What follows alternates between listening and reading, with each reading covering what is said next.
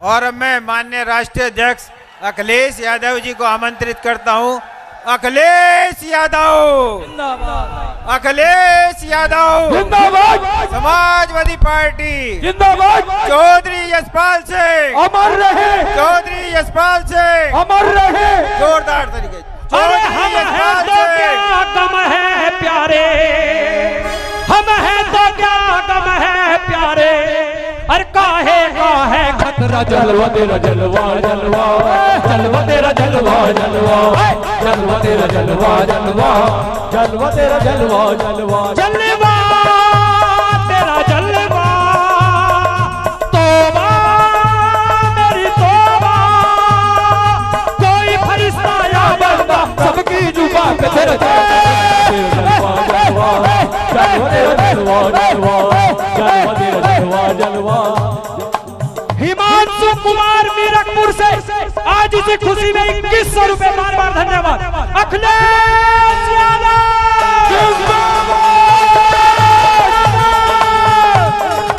अखिलेश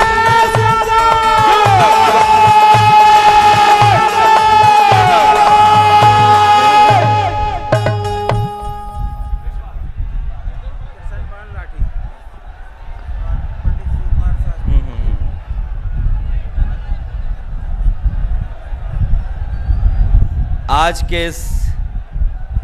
इस कार्यक्रम की अध्यक्षता कर रहे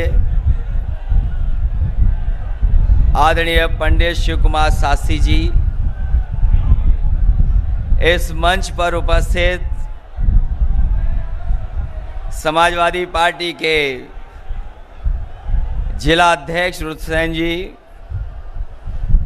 मंच पर उपस्थित इंद्रसेन जी, समाजवादी पार्टी के मुजफ्फरनगर के जिलाध्यक्ष प्रमोद त्यागी जी,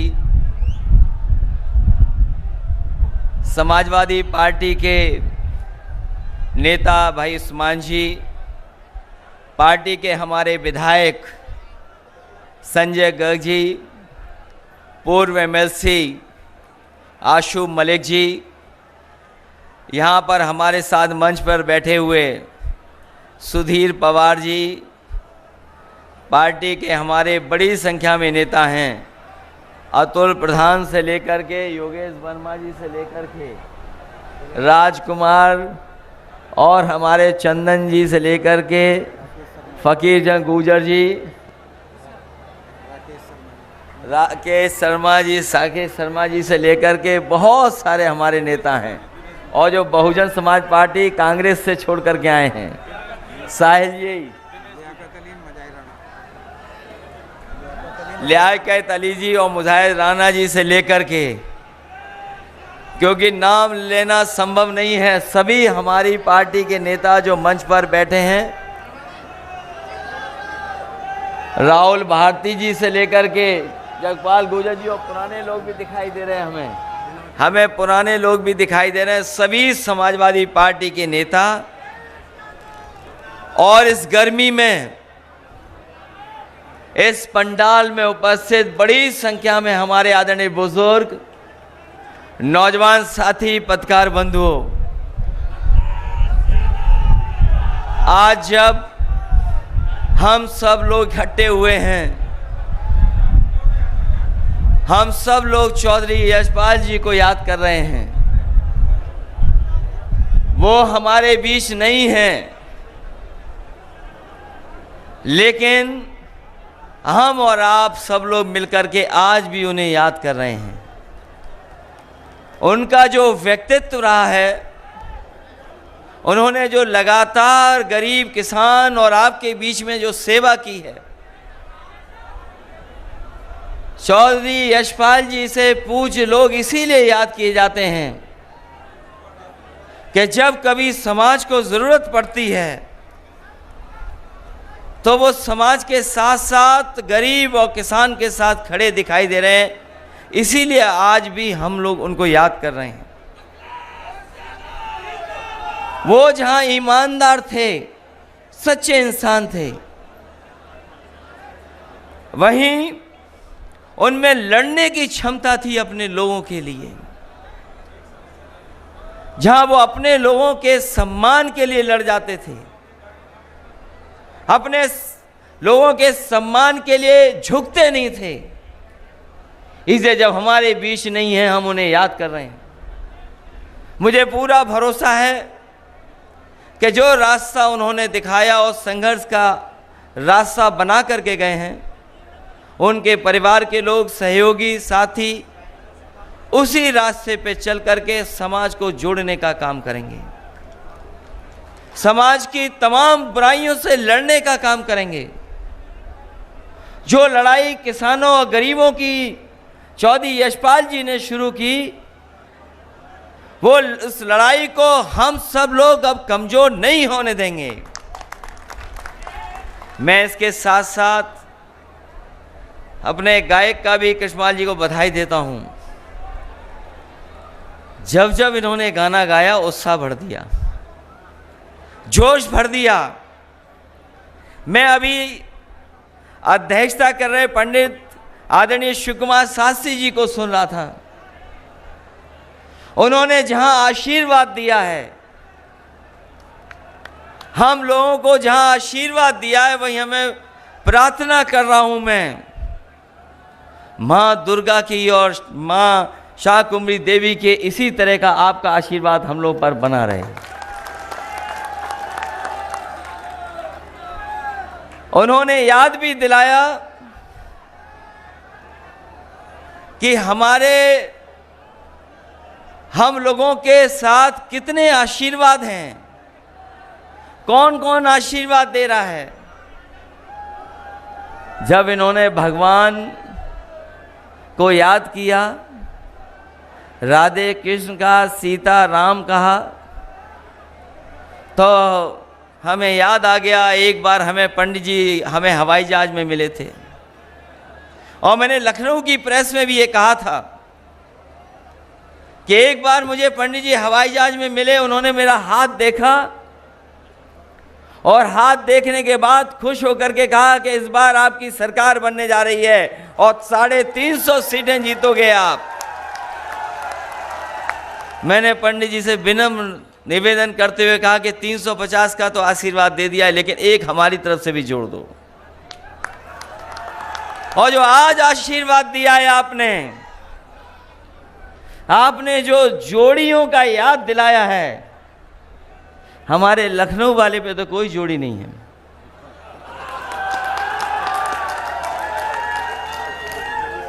और कहीं वही बात है, हम ये नहीं कहते, हम किसी का अपमान नहीं कर रहे हैं, लेकिन यहां बैठे लोग, जब मैं देख रहा था कि ऋग्वेद की कुछ लाइनें पढ़ी जा रही थी, पंडित जी मंच पर हैं, तो हमारे लोगों ने गीता को भी पढ़ा होगा, गुरु नानक जी को भी पढ़ा होगा।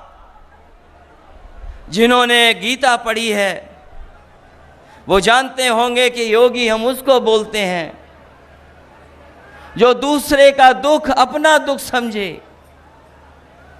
और गुरु नानक जी को जिन्होंने पढ़ा होगा वो जानते होंगे कि उन्होंने कहा कि माया के बीच में रह के माया से दूर हो, वो योगी होता है। तो बताओ, जो गद्दी पर बैठे हैं, अभी हम लोगों ने उनका कारनामा देखा, उनके लोगों का कारनामा अभी हम लोगों ने लखीमपुर में देखा, जहां पर किसानों को कुचल दिया गया गाड़ी से, गाड़ी के टायरों से किसानों को कुचला गया। वो किसानों को तो कुचला ही गया है, लेकिन उसके साथ साथ कानून को भी कुचलने की तैयारी थी। जो लोग किसान को कुचल सकते हैं, कानून को कुचल सकते हैं, उन्हें देर नहीं लगेगी कि एक बार वो संविधान को भी कुचल देंगे। इसलिए हम आपसे निवेदन करने आए हैं, जब हम चौधरी यशपाल जी को याद कर रहे हैं, तो हमें समाज और देश को कैसे बनाना है। हमारे किसान अन्नदाता हैं, वो हमारा पेट भरते हैं, अन्नदाता हमारा पेट भरता है, हमें पहनने को कपड़े देता है, और उसको इस तरीके से अपमानित होना पड़ रहा। क्या क्या नहीं कहा जा रहा किसान भाइयों, आपको मवाली कहा जा रहा, इनका बस चले तो आतंकवादी कह दें आपको। न जाने कितनी बार अपमानित होना पड़ा है, लेकिन हम अपने किसानों को बधाई देना चाहते हैं।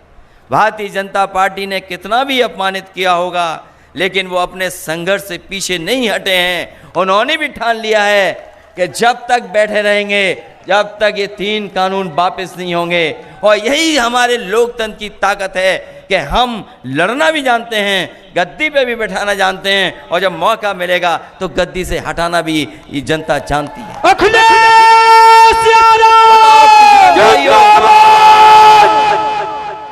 किसान भाइयों बताओ, हमें और आपको तो वादा किया गया था कि आय दोगुनी हो जाएगी, हम जो पैदावार करेंगे उसकी आय दोगुनी होगी। पिछले चुनाव में एक वादा किया गया कि आय दोगुनी किसानों की होगी। आज हिसाब किताब लगाओ किसान भाइयों, उनके बेटों, यहाँ किसान भी हैं, उनके बेटे भी हैं, हिसाब किताब लगाओ, बताओ हिसाब किताब में हम लोग कहाँ खड़े हैं, कहाँ खड़े हैं हम लोग हिसाब किताब में। कौन सी चीज महंगी नहीं हो गई। अभी तो हमारे गन्ने का हिसाब नहीं मांगा है, गन्ने का बकाया है किसानों का, लेकिन हमारे मुख्यमंत्री कहते हैं किसानों को भुगतान हमने लाखों करोड़ रुपए कर दिया है, और गन्ना न बोया करें क्योंकि डायबिटीज हो जाती है उससे। हमारे ऐसे मुख्यमंत्री हैं, वो भुगतान तो बता रहे हैं कि इतना भुगतान हो गया, लेकिन हमारे गन्ने के किसान भाई जानते हैं कि अभी भी 4000 करोड़ से ज्यादा किसानों के गन्ने का बकाया है। खेतों में गन्ना खड़ा, पिछले साल का भुगतान नहीं। यहां धान नहीं होता, कम धान होता है, लेकिन जिस इलाके में गाड़ी से कुचला गया किसानों को, वो धान का इलाका है। धान की कीमत क्या सरकार ने तय की? 1000 रुपया कुंटल नहीं बेच पा रहा हमारा किसान, 1000 रुपया भी नहीं बिक रहा किसान का।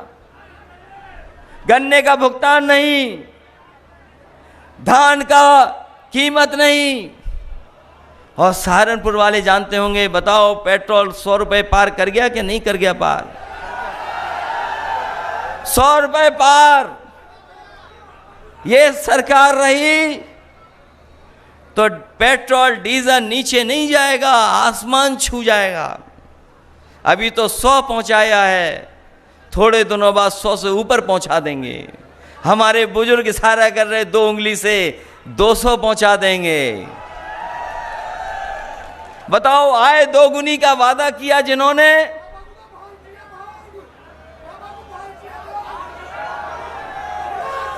वो वाली बात बाद में होगी, अभी नहीं। आसमान छू रही महंगाई। कहां से शुरू हुआ था डीजल पेट्रोल, कहां पहुंचा दिया? डीजल पेट्रोल की कीमत क्या थी और आज कीमत कहां पहुंचा दी डीजल पेट्रोल की? यही हिसाब किताब नहीं। बताओ, जो आप बाजार से कीटनाशक दवाइयां खरीद रहे हैं, डीएपी खरीदते हैं, खाद खरीद रहे, और खाद जब नापोगे, जब तौलोगे, तो बताओ खाद में, बोरी में चोरी हो गई कि नहीं हो गई चोरी? जहां कीमत बढ़ा दी, जहां कीमत बढ़ी है, वहीं बोरी से कुछ निकाल लिया है। और अभी तो हमने इंसेक्टिसाइड, पेस्टिसाइड, जो और दवाइयां लेते हो, उसकी कीमत नहीं नापी है। सरसों पैदा करने वाला किसान जानता है कि सरसों की कीमत नहीं मिल रही, और जब तेल खरीदते होगे सरसों का, तो बताओ महंगा हो गया कि नहीं महंगा हो गया? यही बीजेपी वाले कहते हैं सरसों का तेल इसलिए महंगा हो गया है क्योंकि सरसों के तेल में हम मिलावट नहीं कर पा रहे हैं। आपने सुना होगा, और नहीं सुना हो तो पत्रकार साथियों दोबारा लिख देना। भारतीय जनता पार्टी के मंत्री जी ने कहा, उनसे पूछा कि आज सरसों के तेल की कीमत क्यों बढ़ गई? तो बोले इसमें हम मिलावट नहीं कर पा रहे हैं इसलिए महंगा हो गया। बताओ बीजेपी वालों, तुम्हारा ये तर्क है? ये तर्क तुम्हारा? कह रहे थे कि हम अर्थव्यवस्था को कहां पहुंचा देंगे। दिल्ली वाले कह रहे थे 5 ट्रिलियन डॉलर इकोनॉमी की। हम लोग तो गिनती नहीं कर सकते, हिसाब किताब नहीं लगा सकते 5 ट्रिलियन डॉलर की। और हमारे उत्तर प्रदेश के मुख्यमंत्री वैसे ही नकल कर लेते हैं। अगर दिल्ली वाले 5 ट्रिलियन डॉलर इकोनॉमी की बात कर रहे हैं, तो उत्तर प्रदेश वाले हमारे कह दे रहे हैं कि हम भी 1 ट्रिलियन डॉलर इकोनॉमी पहुंचा देंगे। 1 ट्रिलियन डॉलर। और अभी तो बिजली का हिसाब नहीं मांगा हम लोगों ने। बताओ, जनता हमारी बैठी है, किसान भाई हैं, बिजली के मीटर भी लग गए और मीटर भी तेज भागने लगा और बिल भी कितना देना पड़ रहा है बताओ आपको। बिल, बिजली का बिल बढ़ा दिया, देना पड़ रहा है ज्यादा। अगर इन चीजों का हिसाब किताब लगाओ तो क्या किसान भाइयों 500 रुपए आपका सम्मान है? आप हिसाब किताब लगाओ इन चीजों का। क्या 500 रुपया महीना जो आपको मिल रहा है वो कोई सम्मान है आपका? ये सम्मान नहीं दे रहे हैं। ये चुनाव से पहले जब आपके अकाउंट में पैसा भेज देते हैं, ये गरीब किसानों को धोखा देने का काम कर रहे हैं। क्योंकि अकाउंट में जब पैसा आ जाता तो हमारा किसान भाई सोचता है चलो कुछ तो आ गया, कुछ तो हमारी मदद हो गई। ये धोखा दे रहे हैं। जब आप अपने पूरे साल का हिसाब किताब लगाओगे तो आप महसूस करोगे कि आपके साथ धोखा देने का काम भारतीय जनता पार्टी कर रही है। धोखा है। और जिस समय गरीबों को सबसे ज्यादा जरूरत थी, जिस समय गरीबों को सबसे ज्यादा जरूरत थी, उस समय भारतीय जनता पार्टी के लोगों ने हमारी गरीब जनता को अनाज छोड़ दिया। कैसे भूल जाओगे कोरोना? कैसे भूलोगे? बीमारी आई, लोगों ने अच्छा इंतजाम किया, सरकारें मदद करती रही गरीबों की। लेकिन ये सरकार ऐसी थी जिसने लाठी भी मारी और हमारी जनता को अनाथ भी छोड़ दिया। न जाने कितने लोगों की जान चली गई, न दवाई दे पाए, न अस्पताल में बेड दे पाए और न ही ऑक्सीजन का सिलेंडर दे पाए। लोग अपने आप भागते रहे। कोई सिलेंडर के लिए भाग रहा था, कोई अस्पताल में भर्ती कराने के लिए भाग रहा था, कोई लाइन लगा करके अस्पतालों में दवाई के लिए भाग रहा था। इस भारतीय जनता पार्टी ने गरीबों को अनाज छोड़ने का काम किया। न जाने कितने लोगों की जान चली गई, जाने चली गई, कोई परवाह सरकार ने नहीं की। और याद कीजिए वो तस्वीरें, आपने, हमने, सबने तस्वीरें देखी। हमारे देश का इतना अपमान कोई नहीं कर सकता था जितना भारतीय जनता पार्टी ने कोरोना के समय पर किया। हमारे गरीब लोगों के लिए दाह संस्कार के लिए लकड़ी नहीं दे पाए, और अगर कहीं दाह संस्कार हो भी रहा था, लोग जान न जाएं, उसको छिपाने के लिए टीन शेड लगाने का काम इसी सरकार के मुख्यमंत्री जी ने करने का काम किया। इससे ज्यादा दुख की बात क्या हो सकती है कि हमारे गरीबों का भी सम्मान से दाह संस्कार ये सरकार नहीं करा पाई। और मां गंगा, जिसको हम और आप पवित्र मानते हैं, बताओ कितनी लाशें बह रही थी उसमें। चाहे वो गाजीपुर हो, बक्सर हो, बनारस के आसपास हो, इलाहाबाद हो, उन्नाव हो, कन्नौज हो, गंगा के किनारे लाशें बह रही थीं। जब बीजेपी से पूछा कि ये लाशें कैसे बह रही हैं, तो बीजेपी के लोग कहते हैं कि उत्तर प्रदेश की नहीं हैं, ये बिहार से सब बह करके आ रही हैं। इतना बड़ा झूठ कोई नहीं बोल सकता है। कभी गंगा नहीं उल्टी बह सकती। ये यमुना का पानी जो ऊपर से बहता नीचे चला जाता है। बताओ, कोई हमें बता दो बुजुर्ग, कोई चीज नीचे से ऊपर कैसे आ जाएगी? कभी कोई चीज ऊपर से नीचे नहीं, ऊपर से नीचे तो बह सकती है, लेकिन नीचे से ऊपर कैसे आएगी कोई चीज, हमें बता दो। जब भारतीय जनता पार्टी से पूछा कि ये लाशें कहाँ से आ गईं, तो कहते हैं कि यूपी की लाशें नहीं हैं, ये सब बिहार से उल्टी बह करके आ गईं। जो लोग लाश पर झूठ बोल सकते हैं, गरीब को अनाज छोड़ सकते हैं, चुनाव आएगा तो न जाने क्या कर देंगे, क्योंकि वो जानते हैं भारतीय जनता पार्टी के लोग इस बार जनता तैयार है भारतीय जनता पार्टी का सफाया करने के लिए। इसलिए सहारनपुर के लोगों, हम आपसे निवेदन और अपील करने आए हैं। ये चुनाव कोई छोटा चुनाव नहीं होने जा रहा है, ये छोटा चुनाव नहीं है, ये बहुत बड़ा चुनाव है। देश की तकदीर का चुनाव है, नौजवानों तुम्हारे भविष्य का चुनाव है, किसान भाइयों आपका चुनाव है। इन्होंने जो फैसले लिए हैं वो बड़े बड़े सेठ लोगों के लिए फैसले लिए हैं। याद करो वो नोटबंदी 2017 की, हम कहते कहते थक गए कि ये रुपया काला सफेद नहीं होता, ये रुपया काला सफेद नहीं होता। हम समाजवादी लोग कहते कहते थक गए, रुपया काला सफेद नहीं होता। कोई चीज सफेद और काली होती वो तो हमारा आपका लेन देन काला सफेद होता है। बताओ काला धन कहां खत्म हो गया, कहां भ्रष्टाचार खत्म हो गया। अरे गरीब भाइयों, आपने तो देखा होगा, कभी फंस गए होगे मोटरसाइकिल लेकर के, तो बताओ भ्रष्टाचार खत्म हो गया क्या? अच्छी खासी 100 नंबर गाड़ी बनाई थी, 100 नंबर हमने पुलिस के लिए 100 नंबर बनाई थी। हमारे बाबा मुख्यमंत्री नाम बदल देते हैं, 100 का 112 कर दिया। बताओ 100 से 112 में कौन सी पुलिस बदल गई? ये हमारे पुलिस के लोग भी जानते हैं कि सरकार जाने वाली है, इसीलिए मुस्कुरा रही हैं सब। और नहीं मानते हो अकेले में पूछ लेना, ये सब जानते हैं। 100 से 112 कर दिया। अभी मामला हुआ यहां पर, नाम बदलने में हमारे मुख्यमंत्री का कोई मुकाबला नहीं है। सहारनपुर के लोगों, अगर कोई पत्रकार साथी यहां से जाए लखनऊ मुख्यमंत्री जी से मिलने, तो जरूरी नहीं जिस नाम से मिल के आएगा वही नाम बचा रहेगा। अगर मुख्यमंत्री जी के पास गए तो नाम बदल देंगे। ये नाम बदलने वाले, रंग बदलने वाले लोग, धोखा देने वाले लोग, इतिहास बदलने का नाम करते हैं ये लोग, इतिहास। अभी आपने देखा होगा बगल में, बताओ बगल में देखा कि नहीं देखा? नाम बदल करके इतिहास मिटाना चाहते थे, लेकिन उन्हें बता दो ये वीरों की धरती है।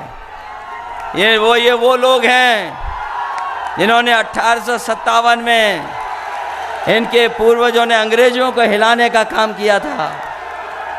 कौन भूल जाएगा? कोतवाल धन सिंह गुर्जर को इन्होंने 1857 में अंग्रेजों को हिलाने का काम किया था। जो इतिहास बदलेगा, जो नाम बदलेगा, चुनाव आएगा तो उनकी सरकार बदल देगा। ये हमारे लोग हैं। इसलिए ये चुनाव का समय है। पिछली बार 4 जनवरी को तारीख आ गई थी चुनाव की, 4 जनवरी को। आज हम और आप लोग अक्टूबर में बातचीत कर रहे हैं, एक दूसरे से मिल रहे हैं। अभी त्योहार चल रहा है, नवरात्र के दिन हैं, दशहरा, दिवाली, सब त्योहार मनाइए। और दिन नहीं बचे हैं, हिसाब किताब लगाओगे तो बहुत कम दिन बचे हैं। ये जो सरकार में बैठे हुए अन्याय कर रहे हैं उनके दिन बहुत कम हैं। और हमारा इतिहास बताता है, हमारी गाथाएं बताती हैं, कहानियां बताती हैं, हमारे जितने भी ग्रंथ हैं वो बताते हैं कि कोई भी अहंकारी हुआ है वो बचा नहीं है। अहंकारी को जनता ने सबक सिखाने का काम किया। ये अहंकारी तो है कि हम एफआईआर नहीं लिखेंगे, हम दोषियों को नहीं पकड़ेंगे, ये अहंकारी तो है। आपने गाड़ी से कुचल दिया, एफआईआर नहीं रहे थे। जब दल लड़े, समाजवादी लोग लड़े, हर जगह पर लड़े, गिरफ्तारी दी, पुलिस से टकरा गए, तब जाकर के देखो ये एफआईआर लिखी जा रही है। जेल भेजना पड़ा। बताओ, गृह राज्य मंत्री, उनके बेटे पे आरोप और सरकार बचा रही हो, और जांच अगर करने कोई जाएगा तो बताओ कैसे जांच होगी। अगर कोई गृह राज्य मंत्री होगा तो पुलिस का कोई अधिकारी जाएगा तो पहले सलूट मारेगा, सलूट मार करके पूछेगा, और पूछने के बाद फिर सलूट मारेगा, तब जाएगा। तो बताओ कौन सी जांच हो जाएगी। इसलिए साथियों, ये सरकार के लोग कुछ भी कर सकते हैं, इसलिए हमें और आपको सावधान रहना है। हमारे देश की पहचान है कि हम सब एक होकर के रहे हैं, हमारा समाज मिलजुल करके रहा है। दुनिया में जो हमारी पहचान है वो यही पहचान है कि सब जाति के लोग, सब धर्म के लोग मिल करके रहते हैं, एक साथ रहते हैं, एक छत के नीचे रहते हैं। ये हमारी पहचान है। ये इसीलिए कभी जात पर, कभी धर्म पर बात करते हैं, क्योंकि कारोबार और काम हमें जोड़ता है। कारोबार पे बात नहीं करेंगे क्योंकि कारोबार हमें और आपको जोड़ता है, काम हमें जोड़ता है, हमें और आपको। अर्थव्यवस्था हमारी और आपको जोड़ती है, इसलिए कारोबार पे ये बात नहीं करेंगे। कारोबार पे बात नहीं करना चाहते हैं क्योंकि समाज जुड़ करके रहता है कारोबार से। कोई खेती करता है, कोई बुनता है, कोई पहनता है, कोई सिलता है, कोई काटता है, क्योंकि कारोबार हमें जोड़ता है।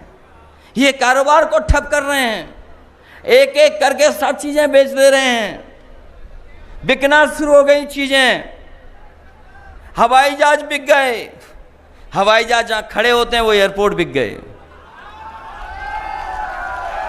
पहले हवाई जहाज बेच दिए, एयरपोर्ट बेच दिए,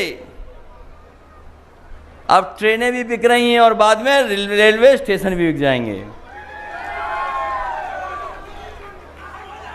सब चीजें बेच दे रहे हैं, सब चीजें।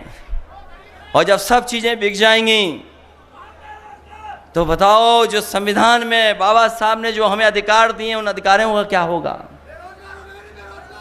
क्या होगा अधिकारों का जो बाबा साहब भीमराव अंबेडकर जी ने संविधान में हमें मौका दिया, अधिकार दिए?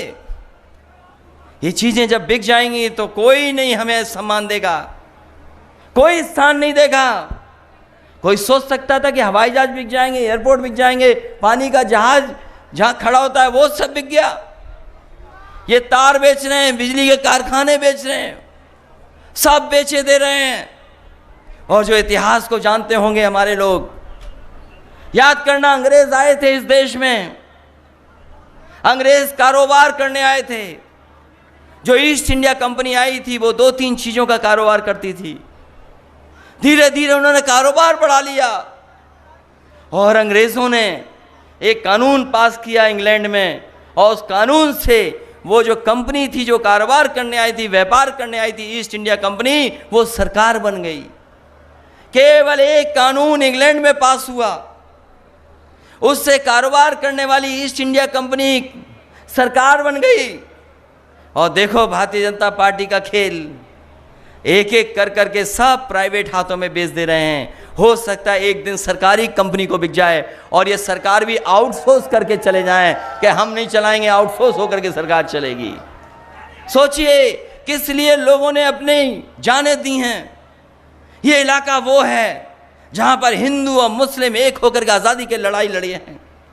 अगर तोपों से भी उड़ा दिया गया तो आज़ादी के दीवानों ने आज़ादी के लिए संघर्ष नहीं कम किया। यहाँ के नौजवान अपनी जान पर खेल गए और उस समय देश को आज़ादी दिलाने के लिए लड़ते रहे। ये वो धरती है। ये सब बेच रहे हैं, बेच देंगे, क्योंकि इन्हें केवल कुर्सी चाहिए, सत्ता चाहिए। हम समाजवादी लोग गरीब और किसान को आगे बढ़ाना चाहते हैं। हमारी पहचान है गंगा जमुना तहजीब। यही यमुना नदी हमारे गांव से भी, हमारे शहर से भी निकल करके जाती है। ये जो आपकी यमुना नदी है, यही तो है यमुना नदी, दिल्ली को छूते हुए। यहाँ तो साफ सुथरी है, यहाँ तो यमुना बहुत साफ है, लेकिन जैसे ही दिल्ली पहुँचती तो बताओ कितनी गंदी हो जाती है। गंदी होते होते चंबल से मिल जाती है हमारे शहर में जाकर के, और यही नदी है जो संगम में मिल जाती है। बताओ, नदियों को साफ करने का संकल्प लिया था, मां गंगा को साफ करने का संकल्प लिया था। दिल्ली वालों को दिल्ली नहीं दिखाई दे रही और लखनऊ वालों को मथुरा नहीं दिखाई दे रही कि बताओ यमुना कितनी गंदी बह रही है। और जो हमारी मिली जुली तहजीब है, जहाँ हिंदू और मुस्लिम एक साथ रहते हैं, मिल करके रहते हैं, उस तहजीब को ख़त्म करना चाहते हैं, उस पहचान को ख़त्म करना चाहते हैं। लेकिन हम बधाई देंगे अपने किसानों को कि किसानों के आंदोलन से किसान एक हो गया। न वो हिंदू समझा न मुसलमान समझा, वो कह रहा कि हम किसान पहले हैं, उसके बाद तय कर लेंगे कि हम क्या हैं। एक साथ से लड़ रहे हैं, एक साथ से लड़ रहे हैं, एक साथ से लड़ रहे हैं। बताओ, यही तो इलाका है जो चौधरी साहब को किसान के नाम से जानता है। चौधरी चरण सिंह, चौधरी यशपाल जी, ये वो चेहरे हैं, देखते ही हमें याद आ जाता है कि हाँ, यही हमारे किसानों के नेता हैं, हमारी यही पहचान है। बाबा टिकैत जी, यही पहचान रही है क्षेत्र की। इसलिए आज हम आपसे जब चौधरी यशपाल जी याद कर रहे हैं, हम सब मिलकर के याद कर रहे हैं, तो हमें सोचना चाहिए कि आने वाले समय में हमारे प्रदेश का भविष्य कैसा हो, भविष्य कैसा हो। जो धुआं उड़ा करके सरकार चला रहा हो, उसके हाथ में रहेगी सरकार। सोचो कभी जो धुआं उड़ा करके सरकार चला रहे हो, धुआं उड़ा करके सरकार चलाते हो। बताओ, प्रदेश में क्या किया आपने नाम बदलने के अलावा? क्या कर रहे हो? कौन सा विकास किया है? क्या विकास किया है? यही देवंत को होकर के मुजफ्फरनगर और सहारनपुर की सड़क समाजवादियों ने बनाई, चमचमाती सड़क है, फ्लाईओवर चमचाता चले जाओ। कौन सा सब स्टेशन बनाया है? बताओ। बिजली केवल महंगी की है, बिजली महंगी की है इन्होंने। और हमारे मुख्यमंत्री जी बिजली को इसलिए नहीं ध्यान देते हैं, बिजली पे इसलिए नहीं ध्यान देते हैं कि उनके प्लांटों के नाम नहीं कह सकते वो। हमारे पत्रकार साथी बहुत पूछते हैं हमसे, कभी कभी एक सवाल पूछते हैं कि कई बार जो भारतीय जनता पार्टी वाले कहते हैं, जिसमें इन्होंने कहा कि अपने पिताजी को वो इस नाम से बुलाते क्यों नहीं हैं। उसी पे हमने उनसे कहा कि बताओ, बिजली का कारखाने का कभी नाम लोगे कि नहीं लोगे? और हम आज भी कहते हैं, यहाँ पर पत्रकार साथियों कह करके जा रहा हूँ, जब मुख्यमंत्री जी आए तो उनसे कहना कि प्लांट का नाम बता दो, 3x660 super critical thermal plant. अगर एक बार कह दें, वो पता नहीं क्यों नहीं कहते हैं 3x660 super critical thermal plant. हमें नहीं पता क्यों नहीं कहते हैं। जब कह नहीं पाते तो बिजली कैसे बनाएंगे? जो कहेंगे वही तो करेंगे। इसलिए इनसे सावधान रहना, इन लोगों से। बोलो, सावधान रहोगे कि नहीं रहोगे? आप लोग, आपको सावधान रहना पड़ेगा। और हमने सुना है कि बड़े मुख्यमंत्री हट रहे हैं बगल में। आपके बगल में तीसरे मुख्यमंत्री आ गए हैं, तीसरे मुख्यमंत्री हैं बगल में। उत्तराखंड पीछे होगा ना, बहुत दूरी नहीं है। हम तो कहेंगे उत्तराखंड का भला चाहते हो तो इन मुख्यमंत्री का ट्रांसफर यहीं कर दो, जिस प्रदेश से आए उसी प्रदेश में वापस भेज दो। वो दूसरों को कह रहे हैं एनआरआई, हम तो कह रहे हैं 3 बार हटे हैं मुख्यमंत्री, चौथे हमारे प्रदेश से ले लो। इसलिए साथियों, सहारनपुर में हम लोग लोकसभा चुनाव में भी आए थे और उस समय हम लोग को आपने आशीर्वाद दिया था। उस समय आशीर्वाद मिला था, आपके सहारनपुर और आसपास सीटें जीत गए थे। वो लड़ाई बहुत बड़ी थी, बहुत अलग लड़ाई थी। हम लोग बीजेपी को रोकना चाहते थे, सपा बसपा का अलायंस किया। हमें कोई भी जोखिम उठाना पड़ा होगा, कोई घाटा स्वीकार करना पड़ा होगा, हमने स्वीकार किया। लेकिन हम बीजेपी को रोकना चाहते थे। और आज भी हम कह के जा रहे हैं, ये हमारी और आपकी और समाजवादियों की जिम्मेदारी है। पहले आपकी भी जिम्मेदारी है, हमारी जिम्मेदारी भी है कि इस बीजेपी को रोकना है। अगर नहीं रोक पाए तो जैसे किसान को कुचल दिया उसी तरीके से संविधान को ये लोग कुचल देंगे। अगर 2019 में रोक लेते किसान भाइयों, अगर 2019 में रोक लेते हम लोग, तो ये 3 काले कानून नहीं आते। ये 3 काले कानून इसलिए आए क्योंकि उत्तर प्रदेश से ज्यादा जीत गए ये लोग। ये ज्यादा जीत गए उत्तर प्रदेश से। पहले भी सरकार यहीं से बनी इनकी, पिछली बार भी बनी इनकी। और हम तो एक ही जानते हैं नियम दुनिया का, जो जहां से आएगा वहीं से निकाला जाएगा। अगर यूपी से घुसे बीजेपी के लोग तो यूपी से ही निकाले जाएंगे। इसलिए हमारी, आपकी, सबकी जिम्मेदारी है। किसान भाइयों, सोचना तुम्हारी आय दोगुनी हुई कि नहीं हुई। हमारे नौजवानों, तुम्हारा भविष्य चिंता का है। तुम्हारे भविष्य में कुछ नहीं, आगे नौकरी रोजगार है नहीं। बताओ नौकरी रोजगार कैसे मिलेंगे? दुनिया के दूसरे देश में हैं, वहां के नौजवान अपना सपना देखते हैं, कोई ना कोई सपना ऐसा देखते हैं, उसके लिए काम करते हैं, मेहनत करते हैं और अपनी हासिल करने का काम करते हैं। उन पे मौके मिलते हैं। लेकिन जिस तरह की सरकार चल रही है उद्योगपतियों के सारे पर, हमारे नौजवानों को कोई मौका नहीं मिल रहा है। हमारे नौजवान जिनमें काबिलियत है, जो मेहनत कर सकते हैं, जो संघर्ष कर सकते हैं, जो दिन रात पढ़ सकते हैं, उनको कोई मौका नहीं मिल रहा है, कोई भविष्य नहीं। ये दुनिया की चीजें दिखाते हैं कि हम $5 ट्रिलियन इकोनॉमी कर देंगे, हम इतनी बड़ी इकोनॉमी कर देंगे। ये बताओ, जब आपने विज्ञापन दिया तो विज्ञापन में अमेरिका की फोटो चोरी करके ले आए, आप फैक्ट्री की चोरी ले आए, कलकत्ता का फ्लाईओवर ले आए। अरे हमारा फ्लाईओवर लगा देते, अगर मुजफ्फरनगर से लेके लगे देवन होकर के जो जाता है फ्लाईओवर, उसी की तस्वीर लगा देते तो शायद कोई मान जाता कि उत्तर प्रदेश का विकास है। मैं जानता हूं यहां पर लखनऊ जाने के लिए बहुत समय लगता है।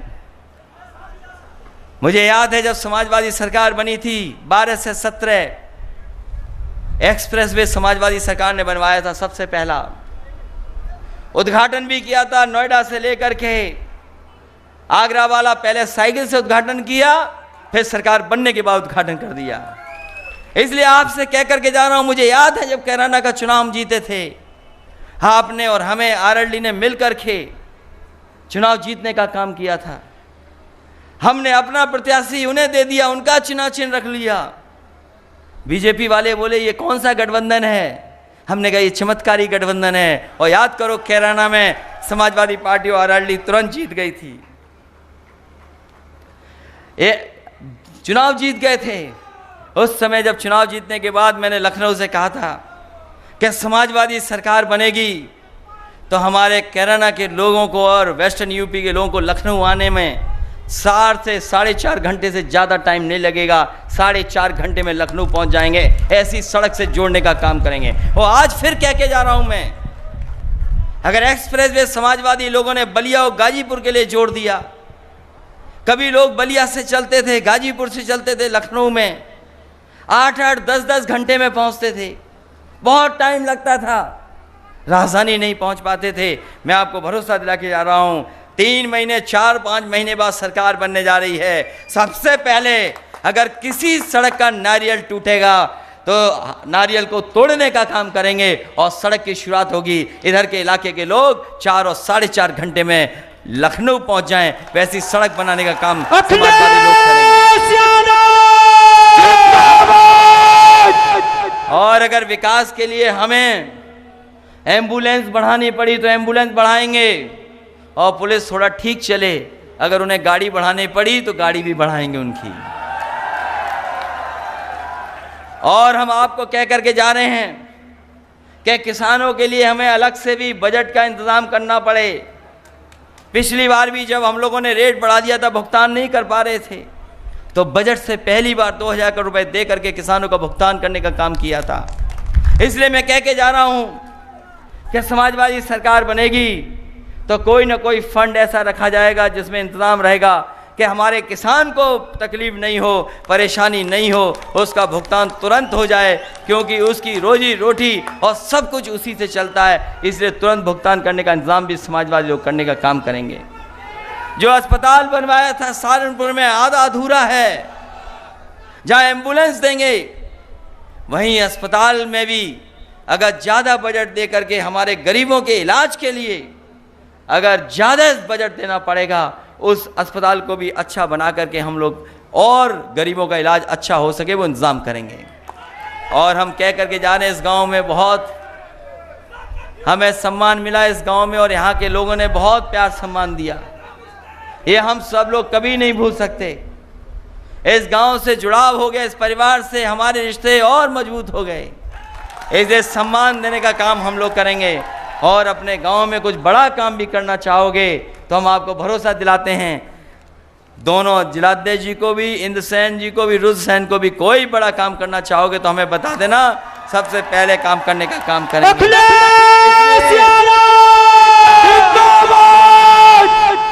इसलिए हम आपसे यही निवेदन कर रहे हैं कि ये चुनाव देश का और आपके भविष्य का चुनाव है। ये कुचलने का काम करेंगे, नई चीज लेके आएंगे, पता नहीं कौन सी नई चीज कर दें, कुछ भी कर सकते हैं भारतीय जनता पार्टी के लोग। इसलिए सावधान रहना, यूपी के चुनाव के लिए कुछ भी कर सकते हैं ये लोग, इसलिए सावधान रहना और समाजवादियों की मदद करना।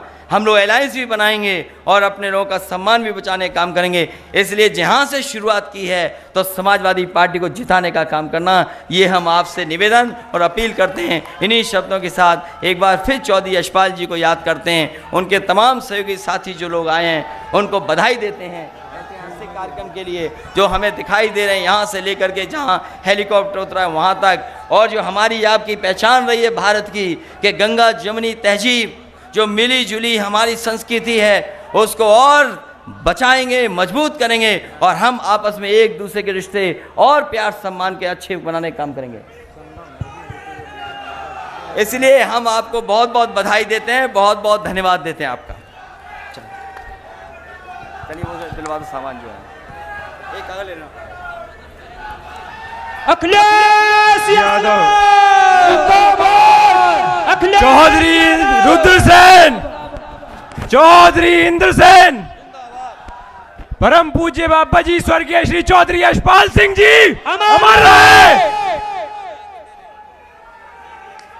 दिल लेके जा रहे हो,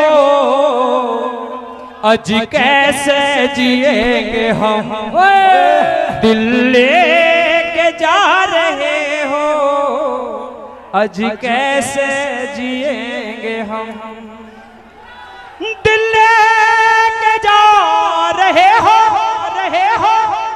आज कैसे जिएंगे हम, हाय हाय हाय,